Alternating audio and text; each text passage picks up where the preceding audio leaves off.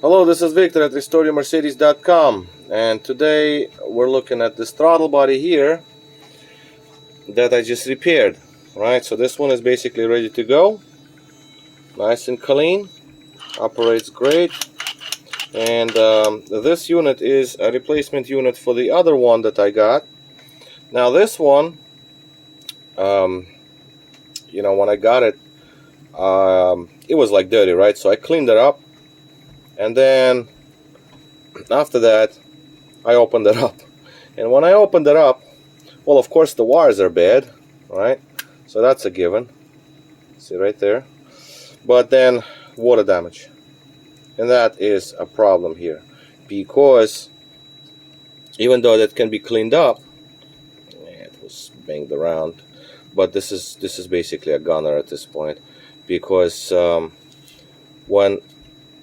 even if you clean this up, although this one doesn't even move, there are points that are basically crimped through the board, and they're probably corroded. So there will never be a good contact point in between the traces and the actual points, the rivet points, and these potentiometer surfaces. So for that reason, it's not prudent to really try to fix this. This is too much, and there's no guarantee it works.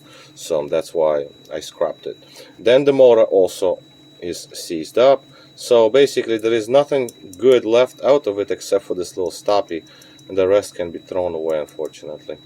Yeah, so I got another unit, as this one, and this is the one that's going to be basically installed in the vehicle. All right, so this is how it looks, cleaned up very nicely. This one had an issue with oil contamination, so that's no big deal. I mean, that I clean up, and it's good to go.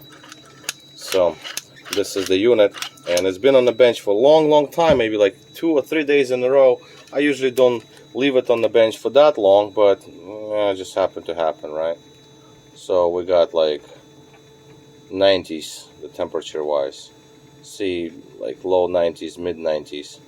So yeah, just to prove that the unit was energized, because the cold unit, this one right here, this is 74, 70 room temperature basically, and the other one is warm because it's obviously been energized for the longest.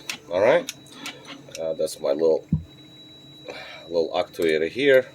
So it just sits there like this for hours and hours. That's a good test for the clutch coil, so when the clutch coil heats up, if it fails, because that's another thing that can fail on these. So this one seems fine. Alright, so that is that.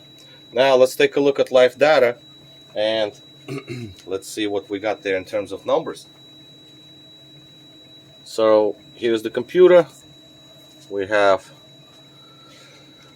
this one's supposed to be 0.4 to 0.6, so we're close to the middle of the range. This is 4.25.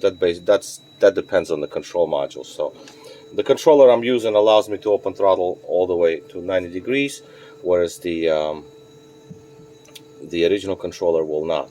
Okay, so it will stay like that somewhat. So that's normal. That's also normal because of V8s, they're different. So anyway, we just need to see the numbers, make sure they follow, and as we can see, numbers do follow when you open the throttle, and when you open it a little bit, and then the numbers also follow. And contact points as well. When you close it, switches move on to on off, and when you open it, then they're gonna switch over to off on, so they jump around. So that's a good thing. So yeah, I mean, I don't have a problem with this unit. This one looks nice, works nice.